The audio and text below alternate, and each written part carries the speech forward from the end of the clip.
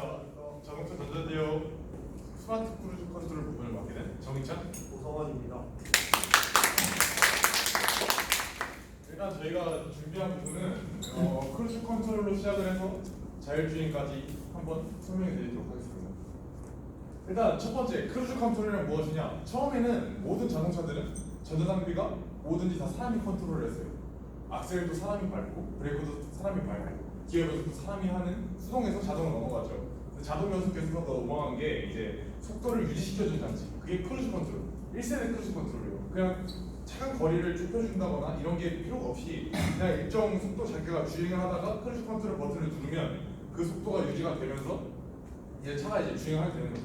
대신에 앞차와의 간격이 좁아지거나 앞차가 급브레이크를 한다거나 그럴 때 대응을 못 해주는 게 1세대 크루즈 컨트롤이었어요. 그래서 브레이크를 사람이 밟고 그럼 크루즈 컨트롤이 자동으로 꺼지면 다시 크루즈 컨트롤을 켜주는 그게 1세대였는데 이제 지금은 세대가 많이 바뀌면서 2세대 어드밴스드 크루즈 컨트롤이라는 게 나왔는데 이게 뭐냐? 어댑티브 크루즈 컨트롤이라고 차간 거리, 앞차와의 차간 거리를 맞춰주고 차의 카메라가 차의 라인을 읽어서 주황색 선, 점선을 읽어서 차선에서 차가 중앙으로 유지할 수 있게끔 해주고 그다음에 차선을 어느 정도 속도 이상일 때 차선을 밖에 벗어나거나 이러면 경고를 해주고 아니면 자기가 알아서 스티어링을 조작해주고 그런 게 이제 어드밴스 스마트 크루즈 컨트롤입니다.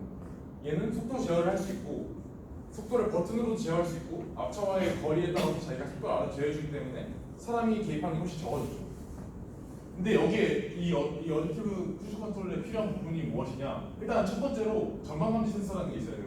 왜냐면 앞차와의 거리가 어느 정도가 되는지 자기가 알아야 그걸 알아야지 속도를 유지시켜주거나 감속을 시켜주거나 아니면 또 그거에 대응해서 차 속도를 더 높여주거나 할 수 있기 때문에 전방 감지 센서라는 게 필요해요. 근데 이게 어디에 있느냐? 요즘에 차들 보시면은 그릴 앞에 엠블럼이 되게 커지고 있으세요. 그게 뭐냐? 엠블럼에 위에 플라스틱 껍데기가 이게 있는데 그 안에 이 전방 이 센서가 다 탑재되어 있는 거예요. 그래서 이 네모난 센서 안에 이제 얘가 이제 차간 관리를 이렇게 해주는 레이더 그런 거라고 보시면 될 것 같아요. 그 다음에 LTWS 센서라고 이게 뭐냐면 라인을 읽어주는 센서인데 이게 저희가 알고 있는 블랙박스 전방 블랙박스 있는 그 백미러 있는 데 쪽에 위치하고 있고요. 얘가 이제 주황색 선, 점선 아니면 실선 등을 감지해서 이제 차선을 이제 알려주는 거예요.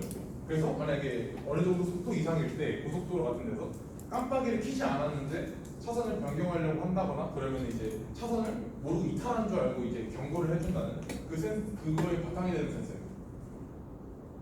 그 다음 이제 ABS 기술인데 이게 왜 중요하냐면 보통 차들은 이제 저희가 알아서 브레이크를 해줘야 된다 했잖아요. 근데 지금 얘는 속도 감응형이라고 해가지고 크루즈 컨트롤이 차속에 따라서 속도를 제어해주기 때문에 브레이크라는 시스템에 개입을 해야 돼요. 차가 알아서.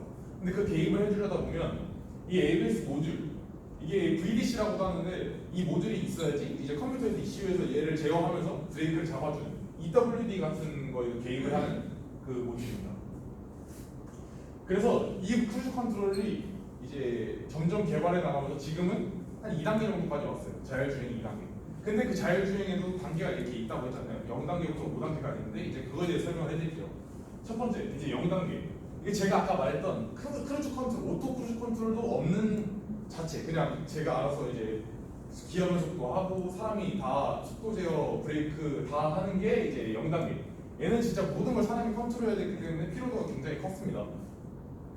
그리고 지금 이거는 속도와 제동을 일부러 제어하는 단계라고 하는데 이게 뭐냐면 아까 말했던 그 크루즈 컨트롤이 생기고 이제 거기서 이제 EWD 같은 전자 장비들이 생기고 대신 얘는 직접적으로 개입한다기보다는 이제 차량에서 경고를 해주는.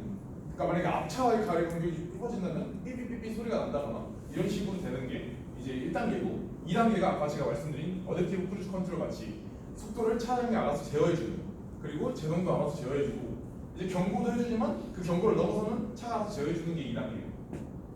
그 다음 3단계는 이제 얘는 뭐냐면 이제 어댑티브 크루즈 컨트롤에서 좀 더 발전한 건데 얘는 사람의 개입이 훨씬 더 적어져요. 그게 뭐냐면 차선도 이제 깜빡이를 켜면 알아서 바꿔주고 라인도 자기가 알아서 원래 알고 있었는데 이제 자기가 알아서 차선을 변경해주고 그 다음에 조금 더 이제 노면의 상태나 그런 거에 따라서 아니면 차량의 교통 정보에 따라서 이제 조금 더 덜 이제 사람이 개입하지 않게 해주는 게 3단계. 그 다음은 4단계인데 이거는 지금은 아직 비활성화, 그러니까 상용화되지 않은 단계예요. 얘는 뭐냐면 목적지만 이렇게 입력을 하면 내비게이션을 읽고 도로의 지형 지문을 읽고 도로 교통 상황에 맞춰서 이제 차가 알아서 주행을 해주는 거예요. 그러면 이건 거의 운전자의 개입이 없겠죠.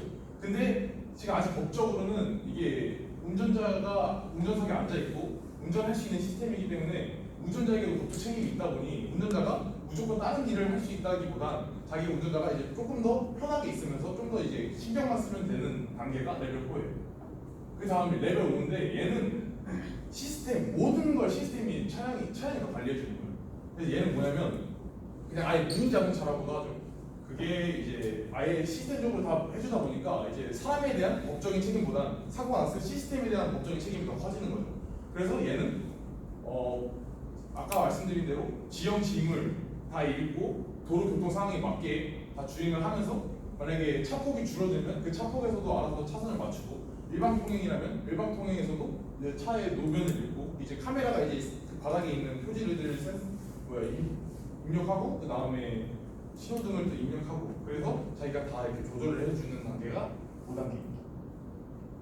이렇게까지가 이제 스마트폰과 이제 자율주행 자동차에 대한 설명이었고요. 혹시 질문 있으신가요? 질문 있는 사람? 그렇다면 지금 저 상태에서 질문이 없어? 나 궁금한 게 있어. 그러면 자율주행하고 얘하고 틀린 게 뭐야?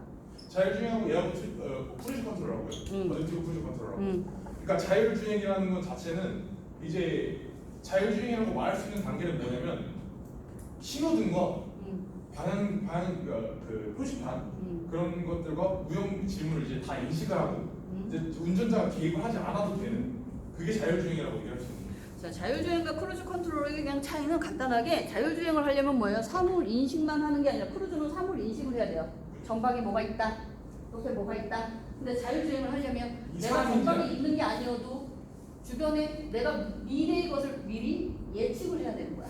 그럼 뭐야? 지금 5G, 응? 위성하고 인터넷 시스템이 실시간으로 연결돼야 된다는 거예요.